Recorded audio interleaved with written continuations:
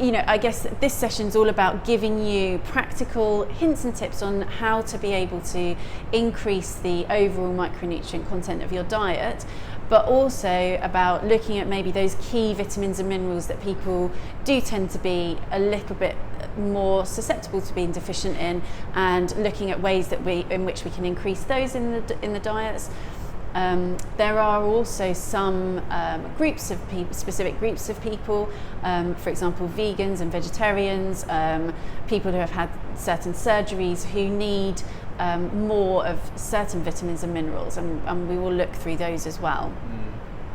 I mean, it's interesting because maybe people think, well, vitamins and mineral deficiencies are something from, people in extreme poverty or countries where diets are really insufficient. But there's like you said, there's significant evidence that a lot of people in the UK and are deficient in certain micronutrients, some more than others. I think that's probably fair to say. Which are the ones that particularly we find that there's evidence for people not getting enough of? Yeah, so certainly vitamin D, and in this country it's mainly because vitamin D is made through our skin, through sunshine on our skin, and obviously we don't get a lot of sunshine. I mean, the advice is to take a vitamin D supplement through the winter months for everybody. But there are dietary ways of getting vitamin D as well. It's not just from sunshine. There are. Yes. We'll do look at some of those in the course. Absolutely. And some sort of natural sources of vitamin D.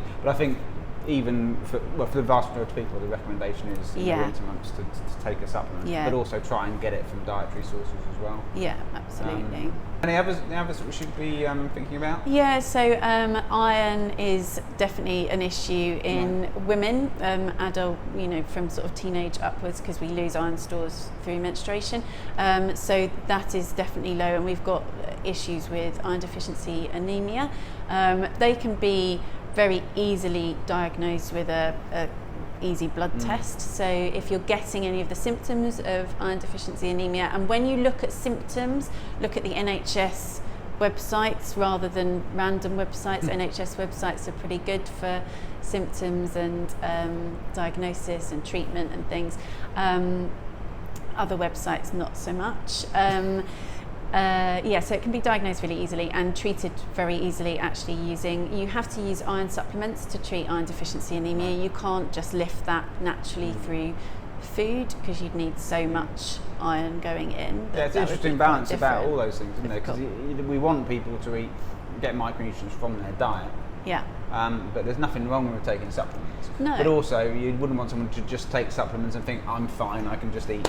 No, exactly. No, I don't need to worry about what I eat if I'm taking supplements. I think it's a difficult balance, perhaps. It's something you see probably a lot. Yeah, absolutely. And I mean, sometimes we do suggest people take supplements, sort of a general multivitamin and mineral, for example. If they're a low body weight, or if they've had certain surgeries, then they would need certain micronutrients supplemented as well.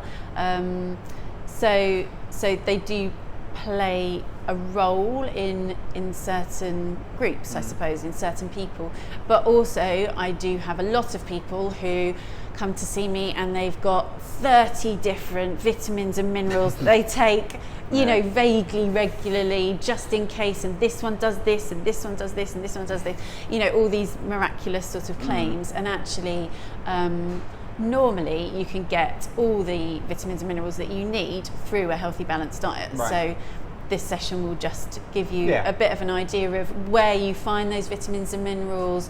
And again, it's about the variety in your diet, because you're not going to get all the vitamins and minerals that you need if you're on a very restrictive diet. And I think the recipes we've done for this, they're really about sort of a bit of a focus on just generally nutrient dense things. There's a couple of on-specific vitamins like D, but it's things that it's getting a high micronutrient density in some of the dishes you're eating, rather than sort of idolising certain foods. So you must eat kale every day as a source of whatever vitamins in kale, I'm not sure, but because that's all. A lot of that, you see a lot of that on the internet, don't you? Absolutely. This, you must eat this and it will improve this, and if you have a lower immune function, then you must eat lots of this, because and the associations are there.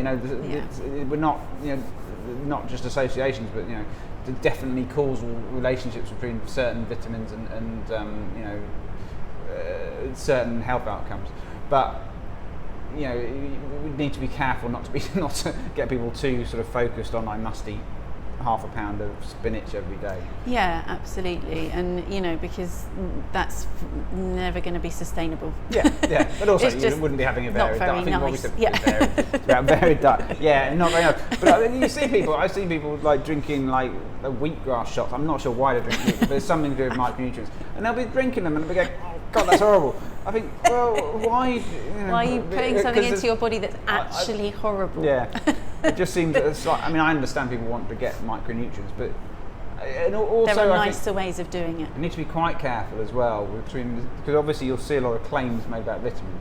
You need to be quite careful because often that's just a deficiency will cause a problem, which taking that vitamin will solve, but huge amounts of that vitamin won't make your immune system 100 times better. Yeah, absolutely. Same with hair, skin and nails. There is only so much that you need to be able to. I see a lot of people having hair, skin and nail supplements and and they're called that, but yes, as you say, if you are deficient in those vitamins or minerals, then you need a supplement to bring them back up to a normal healthy level, or you need extra food to bring them back up to a normal healthy level, but going above that can actually be dangerous. Yeah, and I think that's why it doesn't entirely solve it, but getting vitamins through food is sometimes better for that reason. Yeah. Obviously not always the case, because some people, like you said, will need supplements, but getting vitamins through food, you're kind of unlikely to go to these sort of mega doses, because some people are taking huge doses of antioxidant vitamins like vitamin C and E, I think is another one, and that people take large doses of, and that can actually have some detrimental effects of certain health outcomes. Definitely. I think it's for health, and that's why the food options are always, for me, the better ways of doing it, and in almost all cases, apart from maybe vitamin D in the winter and certain people with certain health conditions, in almost all cases it's perfectly possible to get what you need from food. Yeah, no, it's completely possible to get what you need from food, and with the very high dose supplements as well, at worst it can be detrimental to your health, but even at best, actually, you're just wasting your money. There's that as well. It just comes out of your body as it's gone in. Yeah, so it's just those sort of health behaviours, especially if people are being misled, are a problem, I think. Yeah. And the supplement industry is hugely lucrative.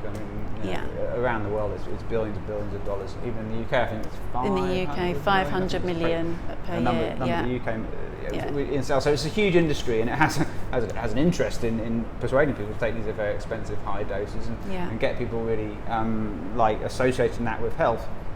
I'm not saying it's all like I said. There are circumstances where people will need them. Supplements are recommended, and sometimes when people are a bit run down and not eating well, a multivitamin might be useful as well. Yeah, absolutely. But you need to be very careful with not getting too sucked into, I'm going to take this to cure this, and I'm going to take this to cure this. It's kind of about, like everything we say, it's about balance and eating a variety of foods. Yeah, and I think people get very fearful around, that people get a bit obsessed with looking at these supplements and going, well, I have to have this for this, and I have to have this for this, and I have to have this to, stop this happening. And actually, again, we're just putting that this equals this, whereas it doesn't. There's so much more going on. Our bodies are really, really complicated, and we need to just find that balance in food, really. Yeah, and I think the nature of the course is just showing people a few dishes, giving people lots of information about micronutrients, what is and isn't required, and showing people a few dishes which are going to have, high nutrient density, perhaps a couple on specific vitamins like vitamin D we do, and that sort of thing, and hopefully that'll help people just have a slightly more balanced relationship, because I think when it comes to these things, it's, a lot of the way people think about it is slightly unbalanced, and that can be quite unhealthy. Yeah, absolutely.